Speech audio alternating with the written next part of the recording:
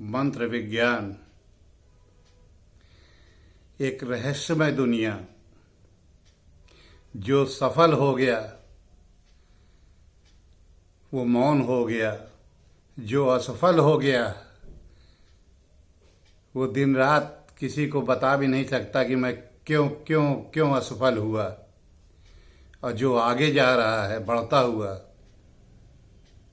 वैसे ही जा रहा है जैसे बिना पतवार के कोई नया नया खिलाड़ी जो पानी में जाए और ये सोचे कि मैं काइकिंग करूँगा, मतलब रेस वाली बोट चलाऊँगा, और मझधार में फंस जाए।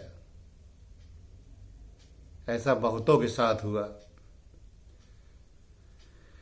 क्या कारण है इसका?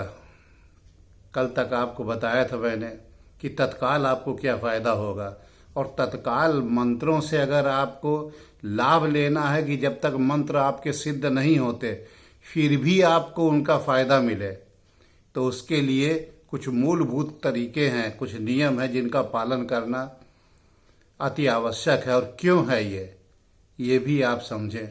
मंत्र शब्द से बने होते हैं और उन शब्दों के बीच में कुछ बीज मंत्र भी डाले जाते हैं जिनका कि पूरा एक माने होता है।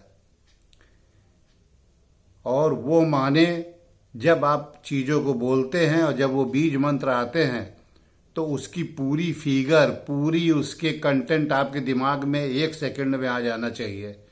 जैसे अगर आपसे हम कहें ग्लोबल, तो आपके सामने पृथ्वी का एक ग्लोब पूरा आ जाना चाहिए। अगर हम आपसे कहें यूनिवर्सल, तो आपके सामने ब्रह्मांड के पूरे नियम और बड़े बड़े आ जाने चाहिए। और ऐसा नहीं कि आपने सिर्फ ग्लोबल बोल दिया और आपको ये भी नहीं मालूम ग्लोबल का मतलब क्या है, यूनिवर्सल का मतलब क्या है। सूर्य बोल दिया तो आपको ये लगा कि सूर्य इतना बड़ा गोला है, सुबह उठता है थाल के बराबर, लेकिन 99% का वॉल्यूम पूरे हमारे 9 ग्रहों का, उसका 99% वॉल्यूम सूर्य में है। जब तक ये नहीं मालूम तो हमको उसकी कैसे क्षमता मिलेगी। दूसरा जो सबसे बड़ी समस्या आती है ये कि सही मंत्र का चयन यदि आप सांसारिकता, पॉलिटिक्स, दुनिया भर के व्यवहार, दुनियाई चीज़ों में पढ़ना चाहते हैं और उस समय आप का कौन सा मंत्र होना चाहिए जो, और कौन सा देवता होना चाहिए जिसकी आप स्तुति करें, तो वो ये है भगवान कृष्ण जी। और क्यों है ऐसा?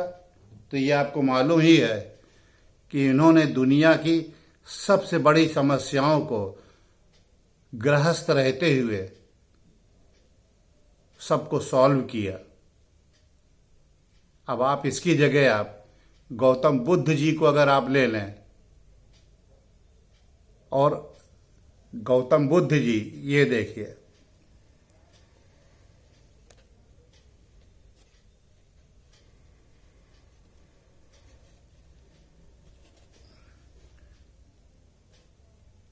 और उस समय आपके ऊपर आक्रांता हमला कर रहे हों, आपका अस्तित्व खतरे में हो, परिवार खतरे में हो, सब कुछ खतरे में हो, और आप बुद्धम शरणम गच्छामि, तो आपका विनाश 100% तय है। कोई मंत्र काम नहीं देगा। इसका प्रत्यक्ष उदाहरण गांधार, अफगानिस्तान, पूरा का पूरा मिडिल ईस्ट का जो बेल्ट था आपके सामने पड़ा हुआ है। और अगर आप कोई चीज़ शुरू करना चाहते हैं और आप उसमें अगर कोई मंत्र का जाप करना चाहते हैं तो ये गणेश जी को देखिए।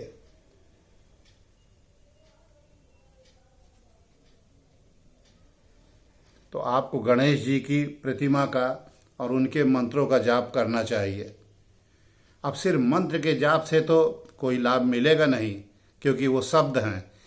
गणेश जी के प्रत्येक क्रियाकलाप, प्रत्येक वो कर्म जो उन्होंने किए हैं और जिसका की कीर्ति है पूरे ब्रह्मांड में, आप उसमें से किस चीज को पाना चाहते हैं वैसा ही प्रयास कीजिए। अर्थात आप गणेश जी को अपना रोल मॉडल बनाइए, जैसे लोग फिल्मी हीरो को बनाते हैं। एक वक्त में मुझे अच्छी तरीके से याद है कि हम लोग हनुमान जी को अपना रोल मॉडल मानते थे, और हनुमान जी के ही रोल मॉडल में जब संपूर्ण रामायण पिक्चर देखी और उसके अंदर जब दारा सिंह जी हीरो बन के आए हनुमान जी की जगह, तो हम लोगों ने उनको ही अपना हीरो मान लिया और वैसे ही क्रियाकलाप करते थे और सब प्रकार से वैसी ही भावना रखते थे। ठीक वैसे ही जैसे कि फिल्मी हीरो लोगों की लोग कल्पना करते हैं, वैसे ही चाल ढाल वैसे ही एक्शन में आ जाते हैं, तो उनकी बात व्यवहार सब चीज़ें भी वैसी ही हो जाती हैं। मंत्र विज्ञान में भी एक यही विज्ञान काफ़ी गहराई से पड़ा हुआ है कि आपने जिन भी देवी देवता और मंत्र की स्तुति की, उसके प्रत्येक प्रत्येक अक्षरों को अक्षर सहित नहीं बल्कि व्यवहार में वो कैसे आ सकते हैं संसार में आपके, उसको आपको बार बार मनन करना है। आपने 108 बार किसी चीज़ का मनन ऐसे ही कर लिया तो वो आपको कोई लाभ देने वाला नहीं है। वो तो कोई एक कैसेट भी कर लेता है तो वो तर क्यों नहीं गया। वो आपको उसका लाभ अगर लेना है तो उसके अंदर जो उस तरीके से क्रियाकलाप की गई हैं उनको आपको दिमाग में बैठाना पड़ेगा और उसको रोल मॉडल लेकर के आपको करना पड़ेगा। इब्राहिम धर्मों के अंदर इसकी बहुत बड़ी विशेषता मानी जाती है। अब चूंकि वो धर्म और उनके प्रवर्तक विश्वास पर और एक पर चलते हैं, दूसरा कोई भी होता है उसको काट दिया जाता है, लेकिन सनातन धर्म के अंदर तर्क पे और उसके न जाने कितने वेरिएशन हैं, उनके ऊपर लोग आप कर सकते हैं। और आपको ये अच्छा नहीं लगा तो दूसरा ज्वाइन कर लीजिए, तीसरा ज्वाइन कर लीजिए, खंडन मंडन चलता रहता है। लेकिन इब्राहिम धर्म के अंदर ऐसी कोई बात नहीं। आज भी वो लोग कभी कोई एक्शन लेना होता है तो उस किताब को पढ़ते हैं और उस किताब के अंदर उस सूरा को पढ़ते हैं या उस संहिता को पढ़ते हैं कि जिससे उनके पूर्वजों ने एक्शन लिया था, और आज भी वो उसी प्रकार से एक्शन लेते हैं।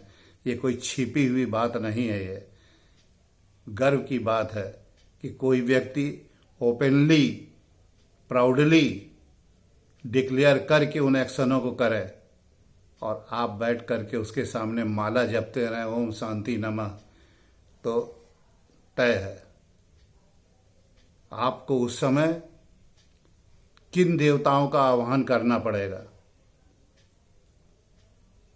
ये आपके ऊपर विचारणीय प्रश्न है।